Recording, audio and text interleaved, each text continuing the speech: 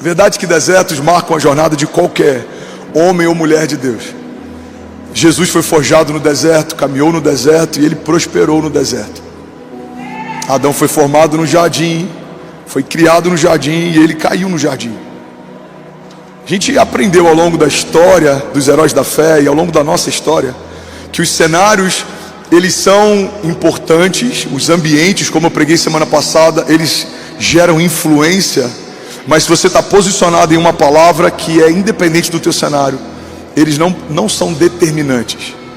Pelo contrário, tem períodos em que as coisas estão mal, que são os melhores períodos para a gente se lançar no Deus do impossível e começar a viver coisas que são impossíveis de viver no dia bom. Tem momentos em que a gente está tão cercado de conforto, a gente está tão confortável dentro do que está vivendo, que quando Deus nos chama para fazer algo com Ele, muitas vezes a gente prefere não fazer, porque a gente já está no lugar que gostaria de estar. E é por isso que muitas vezes algumas zonas de conforto são retiradas de nós. É por isso que muitas vezes algumas boias de salvação, elas são retiradas de nós, porque se você estiver confortável demais, a ponto de não estar apto para se mover, quando Deus te chamar, você está numa zona de perigo, não numa zona de conforto.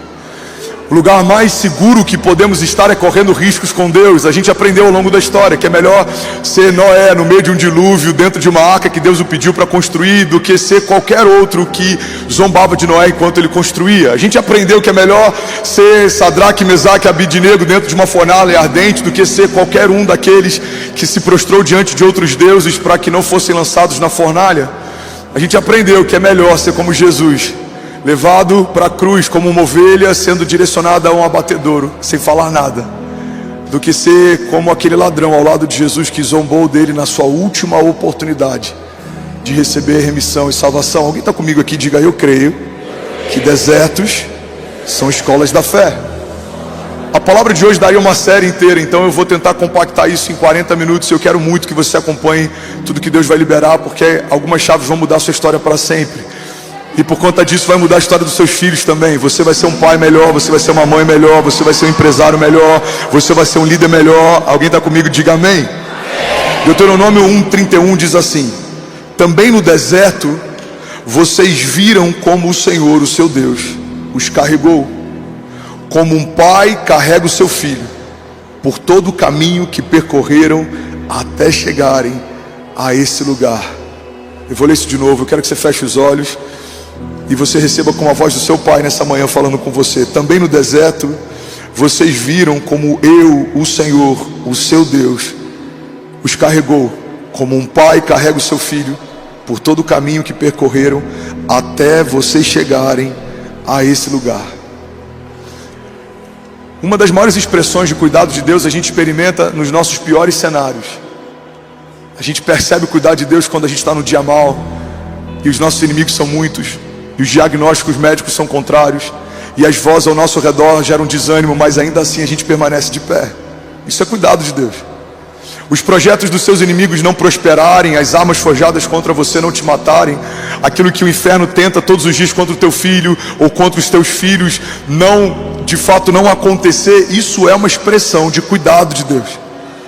Não só o escape que Deus dá no meio da crise, mas livramentos que a gente nem percebe, em que Deus nem deixa a gente entrar em crise, portas que o Senhor nem permite que a gente acesse, mesas que o Senhor nem deixa a gente sentar, ou conversas ou reuniões que o Senhor nem deixa que a gente participe. Tem muitas coisas que quando a gente está no início da nossa jornada, a gente acha que é uma punição de Deus ou falta de cuidado dele, mas lá na frente a gente percebe que era só zelo.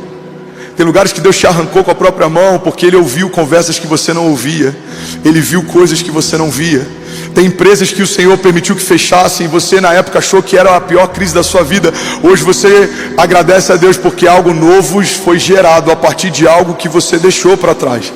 Sabe, dos significados de renovo no dicionário é rebento. Rebento é um galho novo que floresce de um lugar onde uma árvore foi cortada. Você já deve ter visto algum toco de árvore no meio de alguma calçada e você vê um pedaço de um broto verde nascendo daquele lugar. Isso é o rebento, ou seja, isso é o renovo de Deus. É algo novo sendo gerado no lugar de uma ferida antiga. É algo novo sendo colocado por Deus no lugar de algo que um dia te machucou, mas não te matou. No lugar de algo que um dia te feriu, mas não te parou. Alguém está comigo aqui em nome de Jesus? o rebento de Deus, o renovo de Deus, o cuidado de Deus, o escape de Deus, a segunda chance de Deus, os novos começos de Deus. Tudo isso acontece em lugares de crise. Os maiores milagres da sua vida aconteceram nos piores momentos da tua vida. Os maiores milagres da sua casa aconteceram nos piores momentos da tua casa.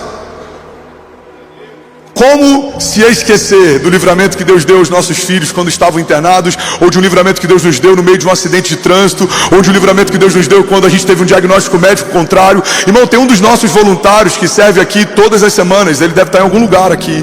E alguns meses atrás ele teve um ataque cardíaco no meio de um culto. E a gente tem um time com dezenas de médicos voluntários. O nosso WeCare socorreu ele, levou até a nossa ambulância com CTI, usaram um desfibrilador, conseguiram levar ele para um hospital, e ele foi socorrido, e hoje ele serve, e o coração dele foi renovado. Ele viveu um livramento, ele estava no meio de um culto como você está, e o coração dele estava parando, mas Deus socorreu, deu escape, levantou, sustentou. É impossível ele não se lembrar, em meio a alguns cultos que ele serve, daquele dia em que Deus o socorreu. Porque existe uma característica nos desertos: eles são ruins enquanto a gente passa, mas eles são marcantes depois que a gente vence. É ruim enquanto a gente vivencia eles. É como um chá de boldo preparado pela avó, ou como aquele remédio amargo que você tem que tomar enquanto é criança. Eu tenho 3 filhos e os 3 ainda são pequenos, e eles odeiam ter que tomar remédios amargos, mas é melhor você passar por aquilo que precisa passar do que você fingir que não está acontecendo aquilo que está acontecendo. Desertos, eles não permitem que a gente finja que não está vendo o que está acontecendo, porque os desertos, eles são muito específicos. São áridos, estéreis, e eles fazem muito calor. Essa é uma vantagem.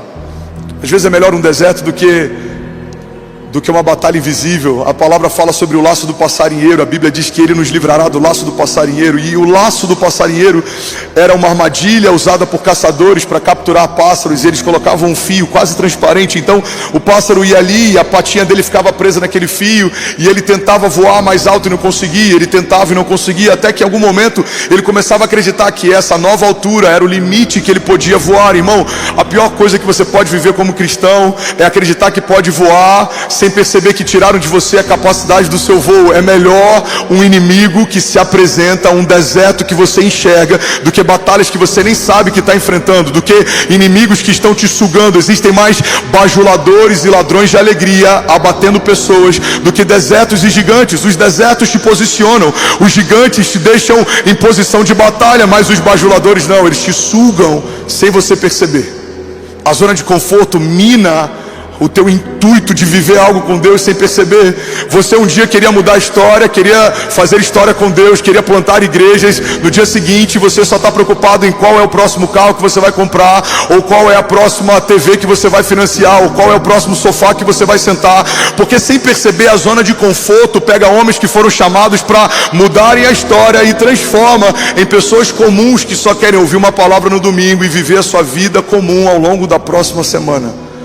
Deus não te chamou para isso. Deus te chamou para fazer história com Ele. Deus te chamou para que o seu nome ecoe na eternidade e a sua família esteja lá também. Deus te chamou para te estabelecer como cabeça e não como cauda, como um homem de governo. A Bíblia diz que os céus pertencem ao Senhor, mas a terra Ele confiou aos homens. Deus não te chamou para ser um crente comum que de vez em quando oferta, de vez em quando serve, de vez em quando vem, porque Deus não está fazendo algo com você de vez em quando. Uma das promessas que Jesus nos fez é: eu estarei com vocês todos os dias, até o final dos tempos. Deus está com você, Deus está em você, Deus te cerca, Ele te guarda, Ele te envolve, Ele te protege, Ele te blinda, Ele preenche você. Então olhe para mim em nome de Jesus. A pior coisa que pode acontecer com você é você se tornar um crente comum. Você não é comum. É você se tornar alguém que vem para receber uma palavra que vai te manter animado. O púlpito não é um lugar que gera só ânimo. O púlpito gera destino eterno, vida eterna, salvação, liberações de Deus, ativações de Deus, unção de Deus. Alguém comigo aqui em nome de Jesus, diga amém. Não, você não vai ser mediano nem morno, porque a Bíblia diz que os mornos serão vomitados. Deus tem tanta ojeriza a ideia de sermos mornos, que Ele chega ao ponto de dizer que prefere que você seja frio. É melhor que seja frio ou quente. Você tem noção que Dentro desse contexto, a gente pode aceitar a ideia de que é melhor alguém que diz não acreditar do que alguém que diz acreditar, mas vive como se não acreditasse. É melhor você dizer, eu não tenho certeza se Deus existe, do que você falar, eu creio que Ele existe, mas viver a tua semana como se Ele não existisse. Não pede a bênção dele para nada, não consagra nada a Ele, não pergunta nada a Ele, não pede conselhos para Ele, não busca opiniões nele, não atrai a presença dEle, não cria um ambiente para Ele, não edifica um altar para Ele. Mas se alguém perguntar, você vai falar, não, eu acredito em Deus. Irmão, guarda isso aqui em nome de Jesus. Tem muitos desertos que Deus permite que a gente entre para que a gente desperte, para que a gente acorde. Desertos são um lugar de preparo. Esse é o primeiro tópico da mensagem de hoje. Você está comigo? Diga amém. Se você quiser, anota.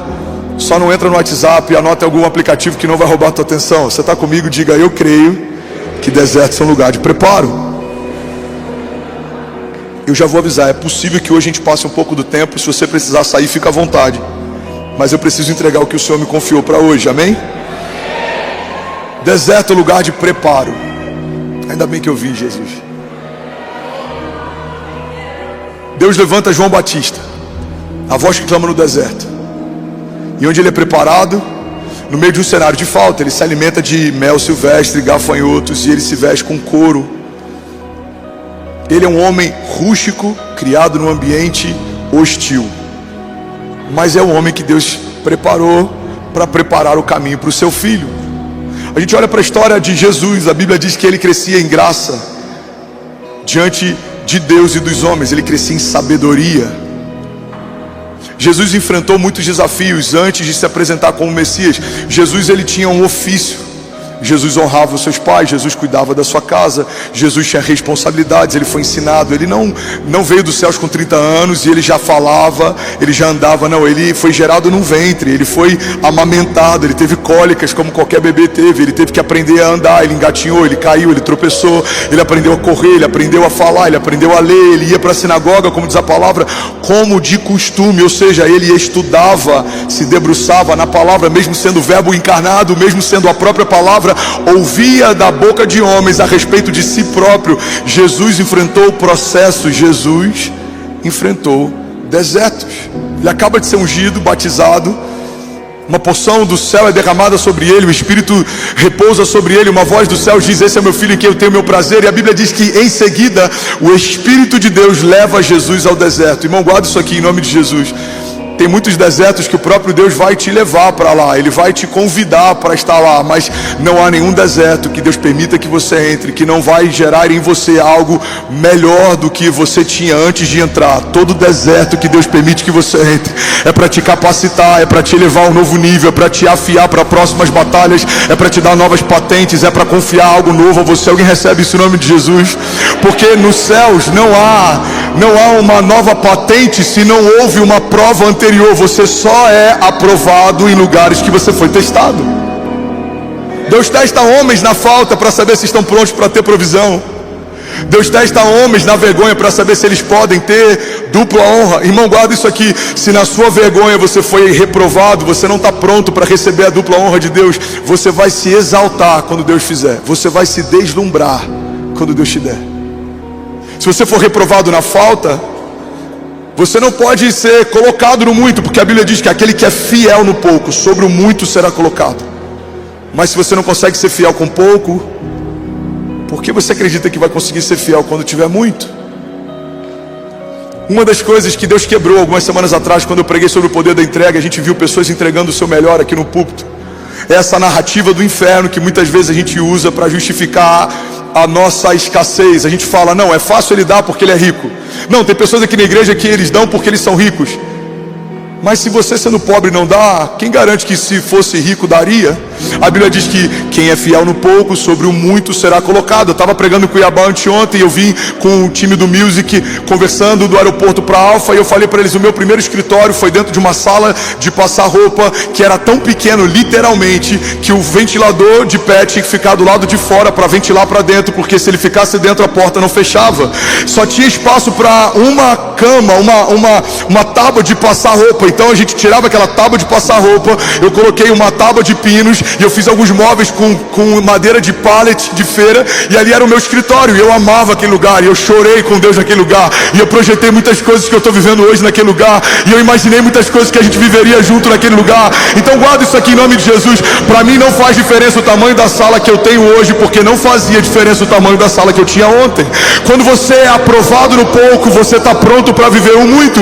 Quando você não pergunta para Deus ou faz pirraça, por que comigo, por que essa luta, por que na minha casa, por que essa vergonha, você está pronto para viver os transbordos de Deus, porque é difícil a gente vê alguém que está vivendo algo glorioso ficar questionando: Deus, por que eu estou ganhando tanto? Por que eu estou crescendo tanto? Por que está sendo tão rápido? Se você não questiona na falta, você está pronto para viver milagres que você não vai entender quando Deus fizer muito. Você está comigo?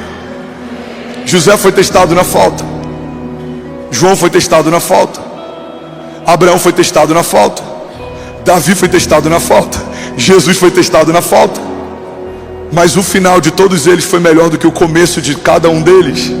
A Bíblia diz que melhor é o final das coisas do que o início delas. O José escravo termina como o José governador do Egito.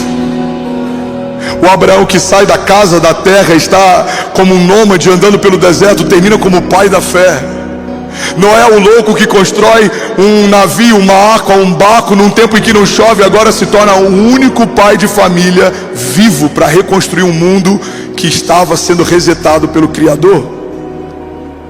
Davi, um fugitivo que estava em deserto com homens loucos, transforma aqueles homens em um exército de valentes e agora assume o reinado. E a bandeira que está tremulando em Israel até hoje é a bandeira com o símbolo do seu reino. Jesus teve suas vestes roubadas, tiraram sorte para ver quem ficava com elas. Foi cuspido, carregou a própria cruz, humilhado diante da sua mãe e dos seus amigos. Foi rasgado pelo meu pecado, pelo seu. Ainda pediu para que aqueles que o açoitavam fossem perdoados por Deus, porque não sabiam o que faziam. Ele foi humilhado até o fim, teve sede, pediu água, deram vinagre. E ele dá o último suspiro, mas esse não é o final da história. 3 dias depois, ele volta dos mortos, ele ressuscita o Filho de Deus, caminha sobre a face da terra, faz novos milagres, libera uma nova unção sobre a igreja e ascende aos céus. Está sentado à direita do Pai e ele intercede por nós. Fala comigo: deserto é lugar de preparo. Quando a gente entender que o deserto não é o problema, deserto não é o problema, o deserto é o cenário. O problema não é o deserto é só um cenário, é um pano de fundo. O problema que muitas vezes a gente enfrenta não é o lugar que a gente está, mas somos nós. Porque se você entender quem você é, o que você carrega, você prospera em qualquer lugar. Você é a bênção, você carrega a bênção, você carrega uma promessa, você carrega uma filiação, você é filho de Deus, você carrega a vida de Deus. O mesmo poder que ressuscitou Jesus Cristo dos mortos habita em você. Você, pelo sangue de Jesus, foi lavado, você é curado de toda a enfermidade. Isaías 53, você foi feito mais do que vencedor. Então não importa o cenário que te seca, importa o que te preenche, quem te guarda, quem está com você. O salmista diz: mesmo que eu ande por um vale de sombra e morte, mal nenhum eu temerei, porque tu, Senhor, estás comigo. A tua vara e o teu cajado me consolam. Alguém pode dizer glória a Deus por isso? Desertos são escolas da fé. Desertos geram em secreto algo que em algum momento Deus quer revelar em público. No teu deserto, Deus vai te dar ideias que em algum momento Deus vai torná-las públicas. No teu deserto, Deus vai te dar promessas que em algum momento Ele vai torná-las públicas. No teu deserto, Deus vai forjar o teu caráter. Em algum momento o teu caráter forjado vai se tornar público. No teu deserto, Deus vai alinhar o teu coração. Em algum momento o teu coração alinhado vai se tornar público. Porque o deserto, pega isso aqui, irmão, é uma expressão tão forte do cuidado de Deus, que Deus prefere te recolher do meio de todo mundo para te tratar, do que fazer isso enquanto todo mundo vê. Desertos são como um pai que quer educar o filho e chama para dentro do quarto ao invés de bater na frente das visitas. Muitas vezes a gente está reclamando porque do deserto, A gente precisa falar: Jesus, obrigado pelos desertos, porque o Senhor me tirou do meio de todo mundo para me alinhar enquanto ninguém via. E agora que eu fui alinhado, o Senhor me trouxe de novo para o meio de todo mundo, para que a dupla honra do Senhor fosse vista por todos. Deus é um bom Pai, Ele não quer gerar traumas em você, Ele te educa em lugares onde ninguém te vê, mas Ele te exalta para que todos vejam. Jesus diz que somos como estrelas brilhando no universo. Diz que a luz não pode ser escondida ou colocada debaixo de uma mesa, pelo contrário, ela precisa ser colocado no lugar mais alto. Irmão, o mesmo Deus que te alinha em secreto te exalta em público. Que amor é esse, irmão? Que cuidado é esse? Começa a encarar desertos como um cuidado de Deus. Deus, se eu estou aqui, o que o Senhor quer me ensinar? 2017, quando eu fui internado, primeiro sentimento que eu tive, primeira impressão que eu tive: se Deus me permitiu estar aqui, Ele quer me ensinar algo. Eu fiquei como uma esponja, irmão, tentando aprender tudo que eu podia naquele deserto, porque eu sabia, primeira coisa, eu sabia, vai passar, não é o final da minha história. Então, comecei a ter um senso de urgência. Se aqui é momentâneo e Deus quer me ensinar algo, o que eu não posso perder nessa experiência com Deus no deserto? Porque existe uma segunda chave poderosa sobre os preparos de Deus no meio do deserto. Se você não aprendeu o que deveria ter aprendido no último deserto, é muito provável que em algum momento você vai ter que retornar lá para aprender de novo. É como alguém matriculado numa escola que repetiu de ano. Às vezes até rola uma recuperação, mas tem vezes que não. Você vai ter que passar de novo pelo mesmo ano letivo, porque você deveria ter aprendido o que não aprendeu. Você vai ter que voltar para aquele lugar onde você já esteve. Irmão, guarda isso aqui em nome de Jesus. Um dos maiores conselhos que eu posso te dar como pastor é que, se você está no deserto, esteja atento ao que Deus quer te ensinar, para que você não tenha que voltar para esse lugar e aprender de novo. Você está comigo? Diga amém. Fala comigo: desertos são lugar de preparo. Deus está me forjando para algo novo. Deus está me preparando para um novo transbordo. Vamos declarar com autoridade: diga: desertos são escolas da fé. Ele está me ensinando em secreto e Ele vai me exaltar em público. Ele está me alinhando em secreto, mas Ele vai me fazer transbordar em público. Porque o Senhor prepara uma mesa para mim na presença dos meus inimigos, e Ele me honra ungindo a minha cabeça com óleo, e o meu cálice faz transbordar. O mesmo salmo que começa com vales de sombra e morte, termina com uma mesa preparada pelo Senhor na presença dos inimigos. Irmão, guarda isso aqui em nome de Jesus. Melhor é o final das coisas do que o início delas. Alguém crê nisso? Diga amém. Segundo fundamento sobre o deserto. Fala comigo: deserto é lugar de reconstrução. Deserto é lugar de reconstrução, irmão. Pastor, mas só tem ruína. As ruínas do passado, as ruínas da minha empresa, ou as ruínas do meu casamento, ou as ruínas do meu ministério. Eu só vejo tudo em ruínas. A gente precisa desenvolver a habilidade no deserto de reconstruir a partir dos cacos do nosso passado. Você vai ver que aquilo que, quando tudo estava sobrando, era desperdício. Quando tudo falta, se torna matéria-prima para o próximo novo de Deus. Você nunca vai ver no deserto alguém lavando calçada com água potável, mas você consegue ver em cidades onde não falta água. Você nunca vai ver no meio do deserto alguém desperdiçando água, porque quando você tem pouco, você valoriza o pouco que tem, sabe? Tem momentos em que Deus permite que algumas áreas da nossa vida enfrentem algum tipo de deserto, para que a gente perceba o desperdício que estava fazendo com aquilo que Deus nos deu. Você sabe um dos desertos que geram consciência a respeito de desperdício? Quando a gente está tendo uma experiência de quase morte, a gente passa a ter muita humildade em relação ao tempo que tem. Uma das coisas que explodiu a minha mente alguns anos atrás, alguém perguntou: quantos anos você tem? Eu falei: tenho 30. Ele falou: não, você teve 30. Porque ninguém sabe quantos anos tem. Você sabe quantos anos teve. Eu não sei se eu tenho 30, eu não sei se eu tenho 50, eu não sei se eu tenho 70, eu sei que eu tive 36. E esse entendimento de que o tempo que Deus me deu é um presente de Deus, me dá uma urgência tão absurda. Eu não posso gastar tempo com coisas que não têm valor. Eu preciso gastar tempo com coisas que apontam para a eternidade. Eu preciso me envolver com o meu chamado. Eu preciso gastar tempo com a minha família. Eu preciso gastar tempo com Deus. Eu preciso gastar tempo com o secreto. Por quê? Porque quando você está perto de um deserto, nessa área, você vê que não dá para desperdiçar água. como você desperdiçava quando não estava no deserto. Quando eu tive num momento em que médicos me deram um diagnóstico médico contrário, eu falei: Deus, quando você me tirar desse deserto, eu vou tratar o tempo de uma forma diferente do que eu tratei até aqui. Eu já tinha um senso de urgência, mas ela aumentou muito mais. Então as pessoas me veem 14, 16 horas na obra da igreja, como a gente ficou no mês passado por 26 dias. Por que o pastor está se dedicando tanto? Por que ele quer ver em um mês pronto algo que a gente poderia fazer com calma em um ano? Porque eu não sei se a gente tem um ano, porque eu sei que Jesus está voltando e o que ele me pediu para fazer, eu quero fazer de pronto, porque Deus está fazendo uma coisa nova e o meu coração anseia para ver acontecer aquilo que um dia Deus me mostrou. Se ele disse que vai fazer, eu sei que no céu ele já fez. Se ele disse que vai acontecer, eu sei que no céu já aconteceu.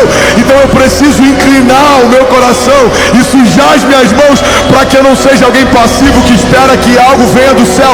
Não, algo já veio do céu há mais de 2000 anos atrás. O Filho de Deus me ungiu e me chamou e me empoderou e me ativou e me posicionou. Mas agora eu preciso fazer alguma coisa. Alguém está comigo aqui? Diga amém. Eu preciso fazer alguma coisa. E com que eu vou fazer? Com as ruínas daquilo que foi quebrado, desfeito, partido. Jesus pega um pão partido e a partir de um pão partido o milagre de multiplicação acontece. Jesus pega um pão partido e a partir do momento que ele parte um pão no caminho de Emaús, os servos descobrem que é o Messias que estava com ele. Jesus parte um pão na mesa na última ceia e a partir do partir do pão, um memorial de gratidão é estabelecido a partir da ceia. Nem sempre o que se parte necessariamente é algo ruim. Tem coisas que Deus está partindo em você, mas um novo milagre vai vir a partir dessa partilha. Tem áreas que Deus está quebrando, porque a partir daquilo que Ele quebrou, Ele vai multiplicar uma medida que você nem sabia que existia, coisas que você nem sabia que estavam reservadas para você. Alguém está comigo aqui? Diga amém. 23.500 famílias online, você pode dizer glória a Deus por isso. Somos mais de 50 mil pessoas online, sem dúvida alguma. Aleluia. Fala comigo: no deserto eu aprendo a reconstruir a partir das ruínas. Tem uma coisa que eu vi de um amigo, o pastor Vitor Hugo, e me impactou tanto. Ele disse: Fernandes, na casa do oleiro não tem lixeira. Na casa do oleiro não tem lixeira. Quando o vaso se parte, ele usa a matéria-prima do que se partiu para fazer um vaso novo. Quando o vaso se quebra, ele usa a matéria-prima do que se quebrou para fazer um vaso novo. E muitas vezes, mesmo que não tenha se partido ou quebrado, quando o oleiro olha para o vaso e vê que ele não está pronto, ele mesmo quebra e faz de novo. Tem desertos que a gente tem vivido que são uma expressão do cuidado de Deus. Ele está quebrando você para fazer de novo. Ele está moendo você para fazer de novo.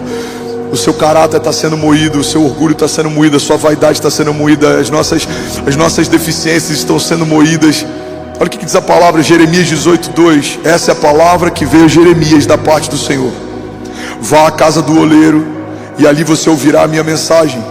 Então fui à casa do oleiro e o vi trabalhando com a roda, mas o vaso de barro que ele estava formando estragou-se em suas mãos, e ele o refez, moldando um outro vaso de acordo com a sua vontade. Então o Senhor dirigiu-me a palavra e disse assim: ó comunidade de Israel, será que não posso eu agir com vocês como fez o oleiro? Pergunta o Senhor. Como barro nas mãos do oleiro, assim são vocês nas minhas mãos. Alguém pode dizer glória a Deus por isso? Terceiro fundamento sobre deserto. Deserto gera aliança. Fala para quem está do seu lado: deserto gera aliança. Uma das coisas que fica muito clara no deserto é que a gente esperava mais de pessoas que não nos ajudaram como a gente imaginou que ajudariam. E a gente não esperava tanto de pessoas que nos surpreenderam nos ajudando como a gente não imaginou que eles nos ajudariam. O deserto ele é importante porque ele deixa algumas coisas claras. Ele mostra quem você de fato pode contar e quem talvez nem tanto. Os desertos são diferentes do tempo do transbordo. No tempo do transbordo todo mundo se aproxima. No tempo do deserto ele faz uma seleção natural. O tempo do deserto faz com que os de verdade se mostrem como sendo de verdade. E os que não são de verdade nem precisam falar nada, eles são denunciados. Quando uma verdade se estabelece, tudo que é falso se autodenuncia. Então no tempo do deserto é muito claro quem tem uma aliança com o teu coração e quem não tem, quem tem uma aliança com a tua casa e quem não tem, quem ama você pelo que você é ou quem ama o que você tem. Porque no tempo do deserto, quando as coisas são escassas, quem está perto não está mais pelas coisas que você tem, mas só está ali por quem você é. Quando as coisas vão embora e só sobra você, quem ama ficar com você? Quem ama você? Quem quer você por perto? Porque quando a gente tem coisas demais, as pessoas nem precisam chegar em você, elas já se satisfazem com as coisas que te cercam. Esse é um dos maiores desafios de pessoas que se tornam influentes ou ricas. Chega num ponto que ele não consegue saber mais se os novos amigos se tornaram de fato amigos e se aproximaram pelo que eles têm ou por quem eles são. Mas tem muita gente que está com você desde o início, permaneceu com você no seu dia mal. São alianças que Deus te deu para a vida inteira. E tem pessoas que estavam distantes de você, mas no seu dia mal se aproximaram. São novas alianças que Deus está gerando. Olha o que a palavra de Deus diz lá em Provérbios 17:17. O amigo ama em todo tempo, e para a angústia nasce o irmão. Tem pessoas que você tinha um apreço, mas na sua angústia se tornaram irmãos. Tem amigos que são mais chegados do que irmãos, diz a palavra. Tem pessoas que cuidaram de você mais do que familiares. Tem pessoas que amaram você no seu dia mal mais do que pessoas próximas. Tem pessoas que nunca usufruíram do que você tem, mas te amaram pelo que você é no seu dia mal. Então, uma das coisas mais poderosas que a gente vivencia no meio de um deserto é que no deserto são formadas alianças. Os valentes que lutaram com Davi não lutaram pelo que Davi tinha. Ele era um homem fugitivo, mas eles acreditavam em quem Davi era e no que ele carregava. Uma aliança foi formada no deserto. Deus fez uma aliança com Abraão no deserto. Deus fez uma aliança com Davi no deserto. Deus fez uma aliança através de Jesus com cada um de nós na cruz do Calvário.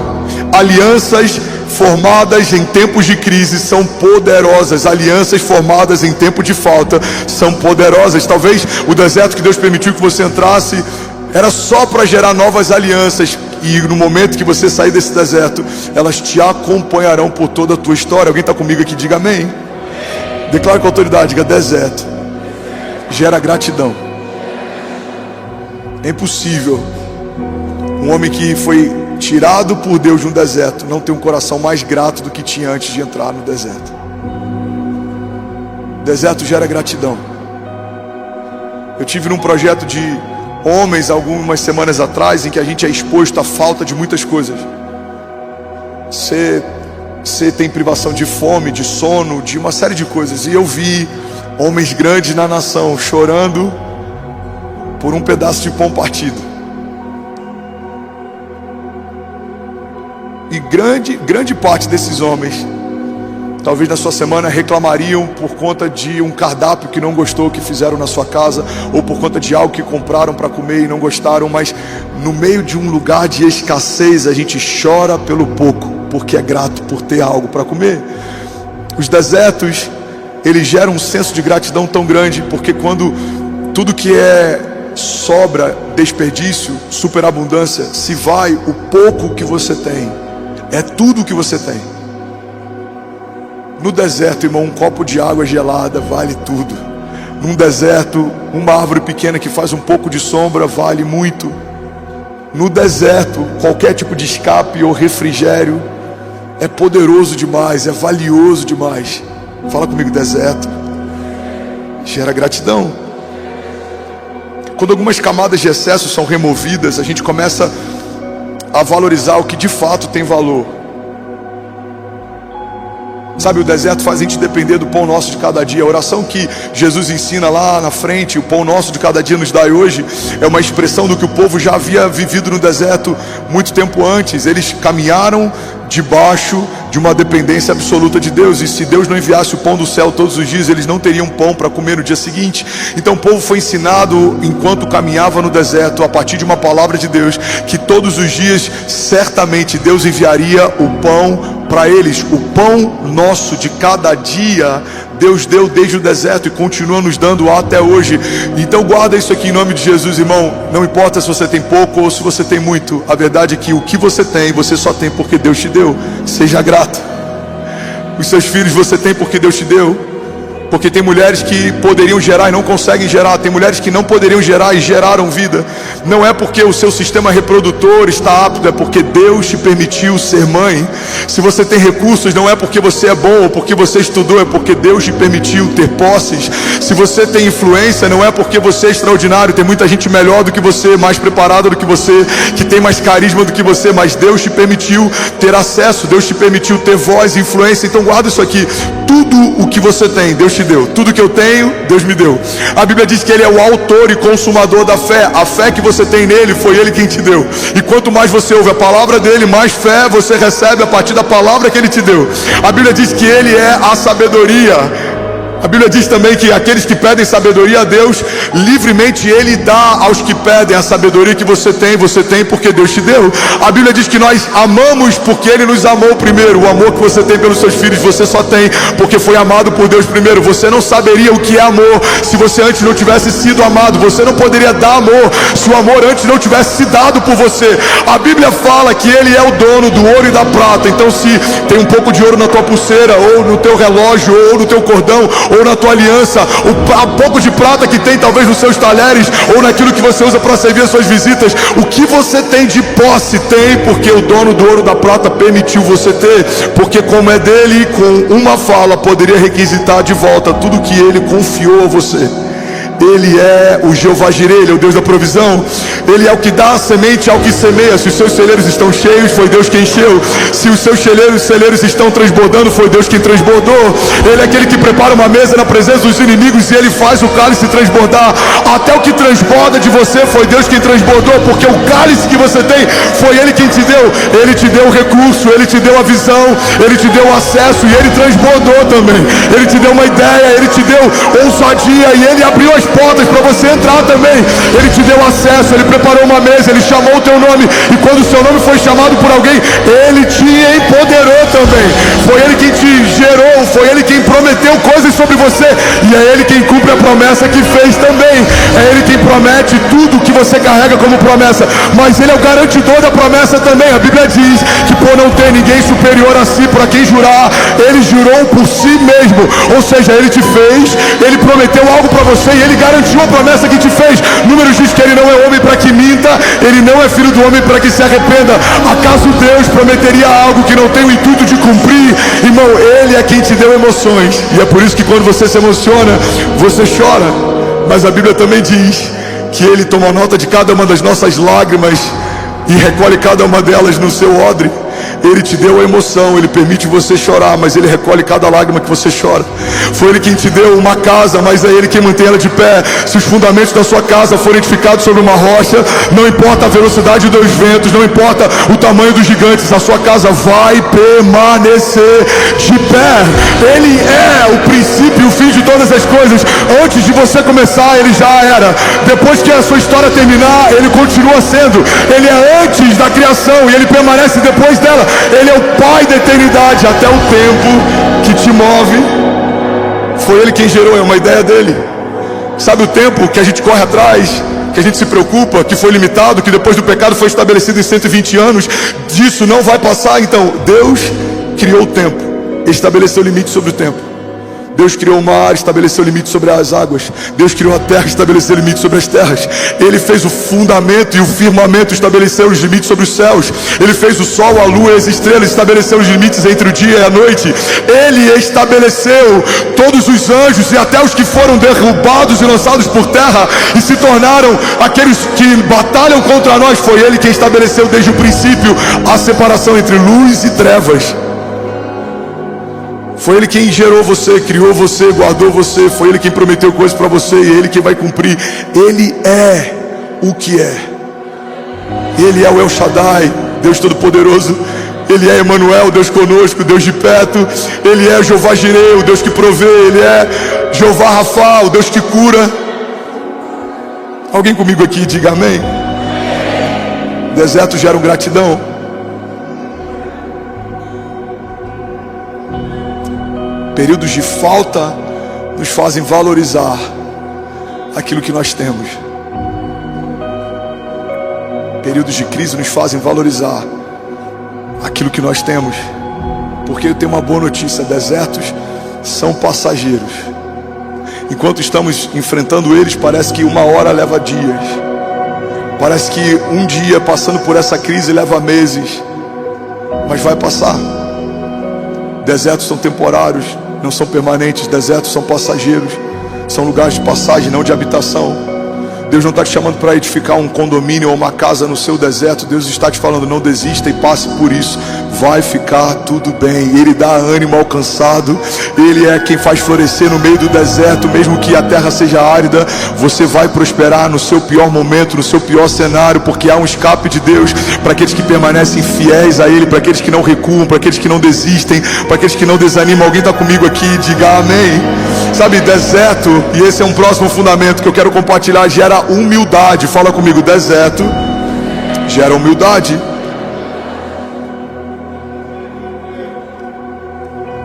Fica pesado demais carregar nosso ego no meio de um deserto. Você pode até tentar no início da jornada, mas no meio dela fica insuportável. Você começa a deixar bagagens no meio do caminho. Isso aqui está pesado demais, isso aqui está pesado demais, isso aqui está pesado demais. Porque no deserto você tem que caminhar sozinho. No seu tempo bom você pode dirigir um carro, ou você pode estar montado sobre algo. No deserto não, no deserto é você e Deus caminhando no lugar quente, numa terra seca. Uma das coisas que o deserto gera em nós é humildade. Não dá mais para a gente se vangloriar, porque a gente percebe que o que realmente tem valor fica evidente no deserto. Eu lembro que quando a gente se mudou para Orlando alguns anos atrás, 2018, 2019, a gente foi morar num apartamento e para a gente era tudo novo, tudo era maravilhoso. Você falava, meu Deus, olha que estrutura, olha que organização, olha como as estradas são limpas, olha como as ruas são limpas, olha como tudo organizado. Eu lembro a primeira vez que tocou um alarme de incêndio, a gente ficou desesperado, porque a gente não sabia se era um teste ou se era real. E começa a tocar um alarme de incêndio no prédio inteiro. A gente falou, olha, deve ser incêndio, porque aqui é tão organizado, pega tudo e vamos descer. A Kezinha ficou preocupada, os meus pais estavam lá em casa. E aí eu, como líder nato, eu parei todo mundo e falei, vamos fazer o seguinte, desce todo mundo com as crianças, eu fico para pegar os documentos e eu estou descendo. Irmão, eu não me preocupei com as sacolas do outlet que estavam lá. Eu não me preocupei com o tênis que a gente tinha comprado, ou com o presente que a Cécia tinha comprado. Eu não me preocupei com aquelas sacolas de Dollar Tree ou Five Below, se é que alguém me entende. Eu não me preocupei com nada que era supérfluo. A minha única preocupação é, minha família tem que descer e eu preciso pegar os documentos. No meio de um tempo de crise, o que você não pode deixar para trás é a sua família e a sua identidade. São os seus filhos e a sua identidade. Todo o restante é supérfluo. Eu lembro que quando eu desci, Deus falou comigo, isso deu uma mensagem. Deus falou, filho, viva como se a casa estivesse em chamas. Se preocupa com a sua família e com a sua identidade. O resto é supérfluo, tudo passa. Deserto gera humildade, porque no meio de um deserto tem coisas que estão pesadas demais. Ei, olha para mim, o nosso ego é pesado demais. Guardar rancor é pesado demais. Você está ocupando o espaço do novo de Deus com uma ferida do teu passado. Abre espaço para o novo. As coisas velhas ficaram para trás e eis que estou fazendo uma coisa nova. Deus está fazendo uma coisa nova. Não tem espaço no deserto para carregar rancor, para carregar remorso, para carregar culpa. Fala comigo, deserto é lugar de revelação. Nem todo deserto altera quem somos, mas todo deserto revela quem somos. No deserto, o homem impulsivo percebe que é impulsivo, o homem explosivo percebe que é explosivo, o homem que não é tão crente assim percebe que não é tão crente assim.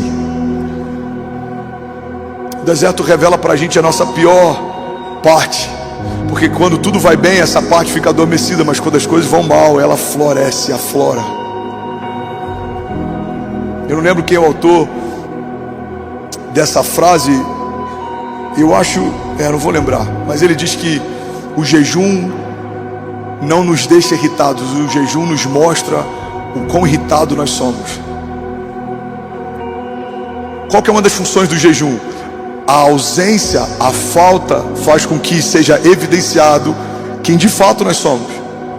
Então o jejum faz com que a nossa carne fique irritada, porque ela está sendo levada ao extremo. O deserto faz exatamente a mesma coisa, mas eu tenho uma boa notícia. Assim como os desertos revelam o nosso pior, no deserto Deus revela o seu melhor também. Deserto é lugar de revelação de Deus. Deuteronômio 8 diz assim: lembrem-se de como o Senhor, o seu Deus, os conduziu por todo o caminho no deserto durante esses 40 anos, para humilhá-los e pô-los à prova, a fim de conhecer as suas intenções e saber se iriam obedecer aos seus mandamentos ou não. Deuteronômio está dizendo que o próprio Deus permitiu que o povo fosse colocado à prova no meio do deserto, para que o coração deles fosse revelado para Deus. Vamos ler de novo, debaixo desse entendimento?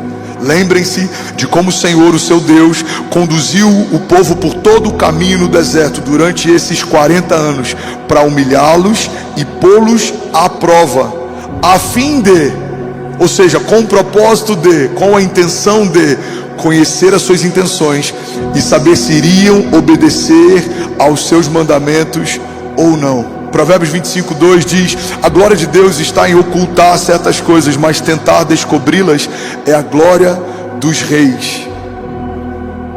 No deserto, a gente está muito sensível, e é o melhor cenário para a gente buscar revelações de Deus.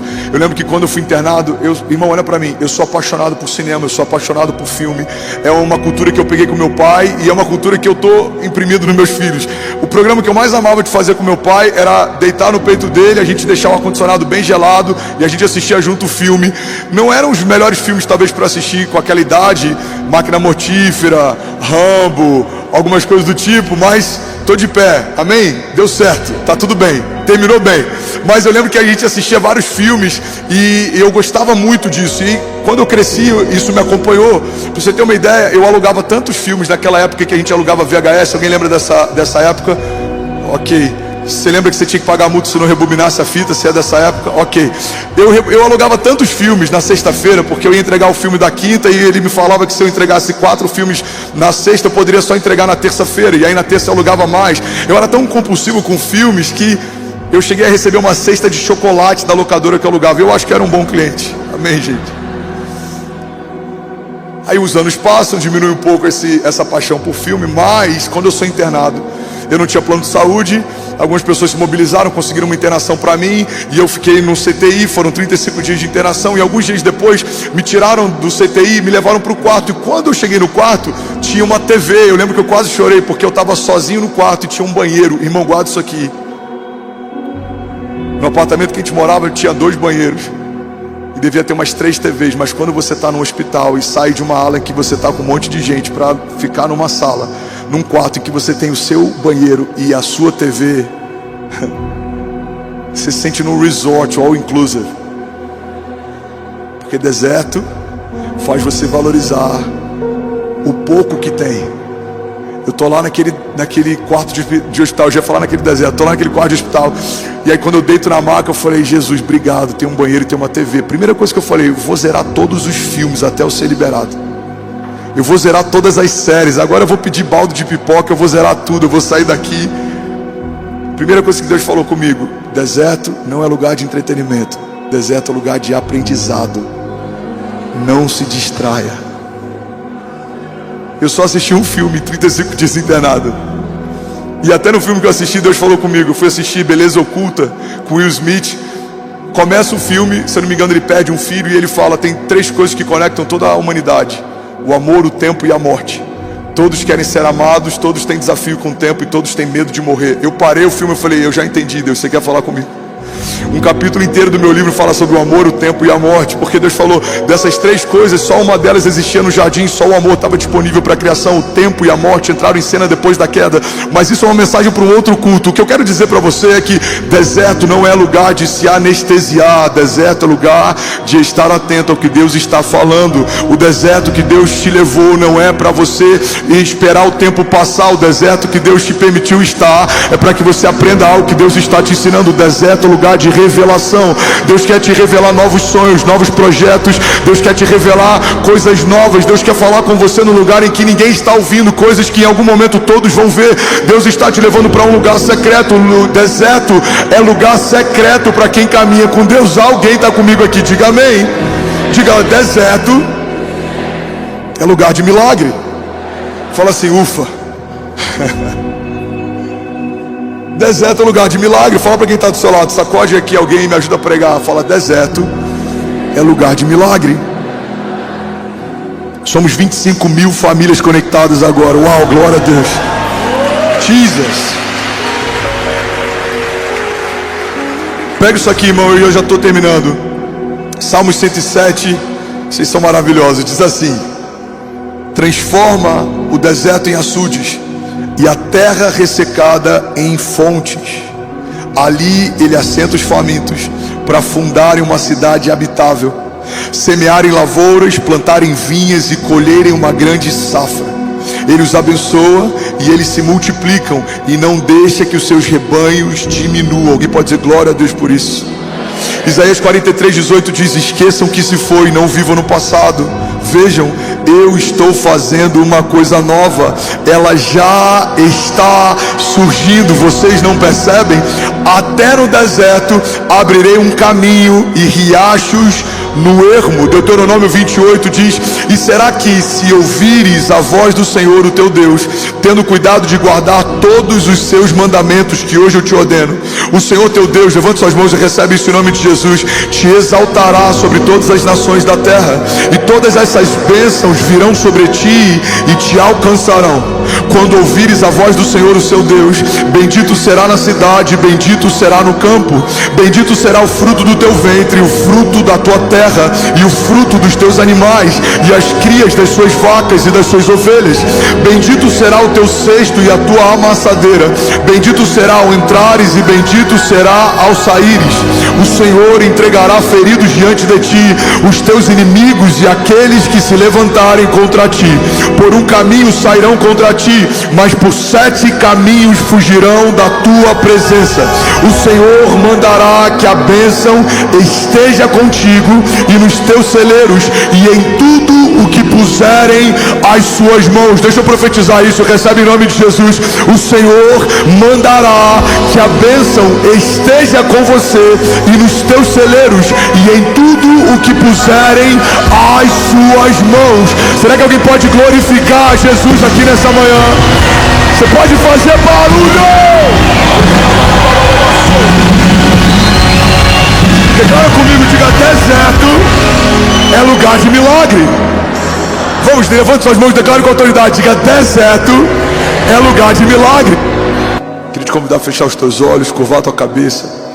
Sabe, o último fundamento que eu quero compartilhar sobre desertos é que deserto é lugar de provisão de Deus. Deserto é lugar de comer do pão que vem da mão de Deus. Deserto é lugar de beber da água que sai de uma palavra de Deus. Os desertos são lugares de falta de recursos naturais, mas não são lugares de falta de recursos sobrenaturais. Você vai ver, da terra não sai nada, mas dos céus sai. Da terra não vem nada, mas dos céus vem. Da terra não brota nada nesse deserto, mas dos céus brotam. Não há nada que eu possa esperar da terra, mas existe algo que você pode esperar dos céus. Deserto é lugar de provisão de Deus. Feche teus olhos, declare isso, diga: deserto é lugar de provisão de Deus. Isaías 41, e eu quero profetizar essa palavra sobre você. Abrirei rios nas colinas estéreis e fontes nos vales. Transformarei o deserto num lago e o chão ressequido em mananciais. Porei no deserto o cedro, a acácia, a murta, a oliveira. Colocarei juntos no ermo o cipestre, o abeto e o pinheiro, para que o povo veja e saiba, e todos vejam e saibam que a mão do Senhor fez isso, que o Santo de Israel o criou. Isaías 43:19, vejam, eu estou fazendo uma coisa nova, ela está surgindo, vocês não a reconhecem. Até no deserto vou abrir um caminho e riachos no ermo. Os animais do campo me honrarão, os chacais e as corujas, porque fornecerei água no meio do deserto e riachos no ermo, para dar de beber ao meu povo, o meu escolhido, ao povo que formei para mim mesmo, a fim de que proclamasse o meu louvor.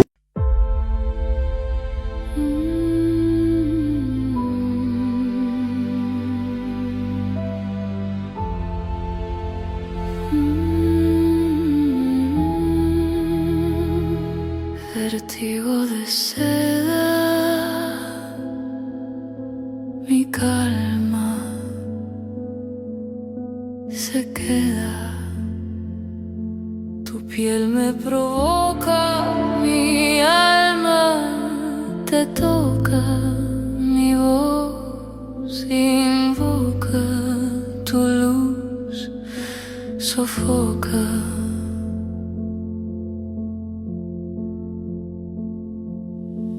La noche suspira, mi mente conspira, tu sombra delira, mi calma se vira. Vértigo de seda, mi pecho en caída, tu culpa metida, mi fe rendida. Cada paso te nombra, mi alma la sombra, tu beso me asombra, mi calma se alfombra. El aire me atrapa, mi pecho se escapa, tu nombre me tapa, mi voz se desmapa. Vértigo de seda, mi trama encendida, tu luz prendida, mi piel vencida.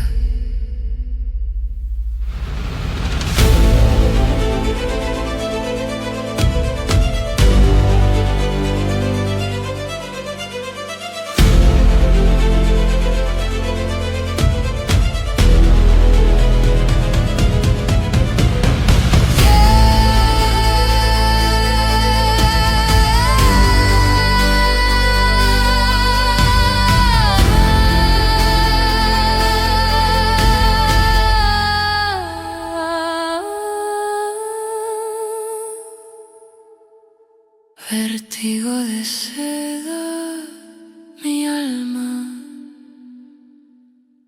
completa.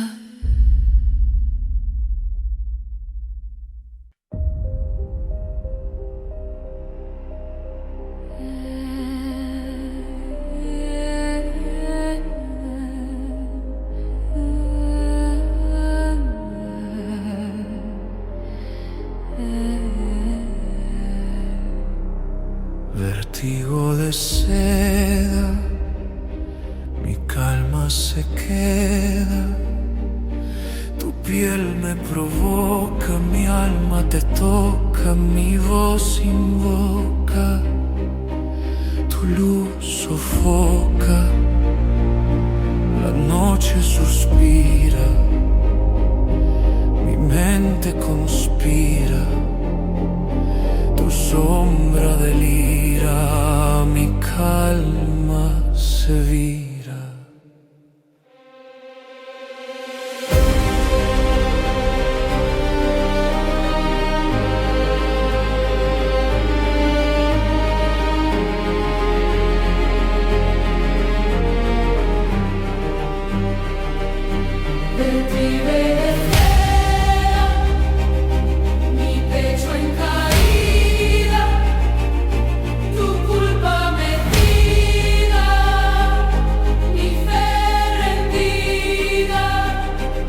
Cada paso te nombra, mi alma en la sombra, tu beso me asombra, mi calma se alfombra.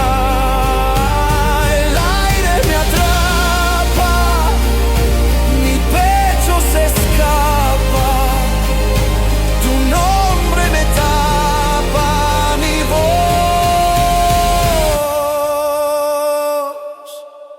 se desmapa. Vértigo de seda, Mi trama encendida, tu luz prendida, mi piel vencida.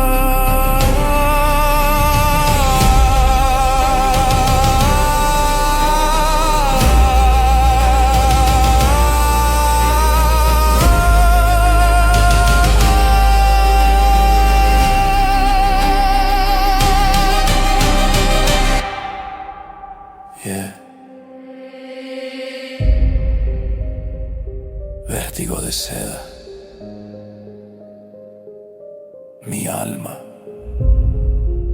completa.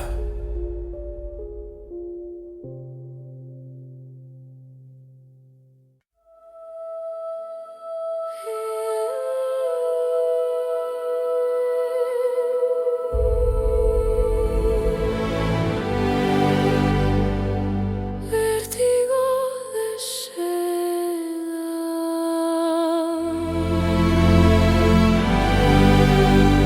mi calma se queda. Tu piel me provoca, mi alma te toca, mi voz invoca, tu luz sofoca, la noche suspira, mi mente conspira, tu sombra delira, mi calma se vira. Vértigo de seda, mi pecho en caída, tu culpa metida, mi fe rendida. Cada paso te nombra, mi alma en la sombra, tu beso me asombra, mi calma se alfombra. El aire me atrapa, mi pecho se escapa, tu nombre me tapa, mi voz se desmapa.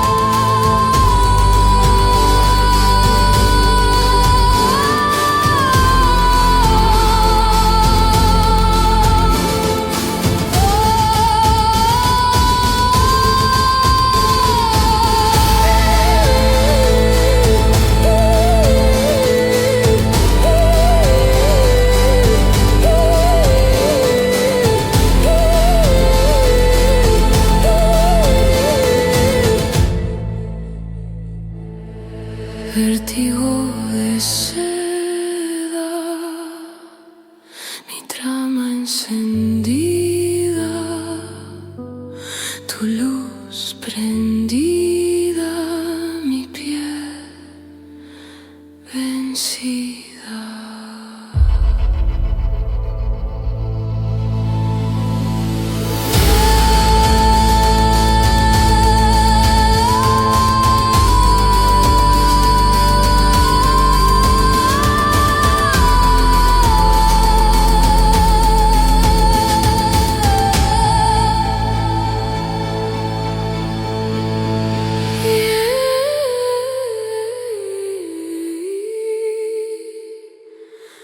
Vértigo de ser.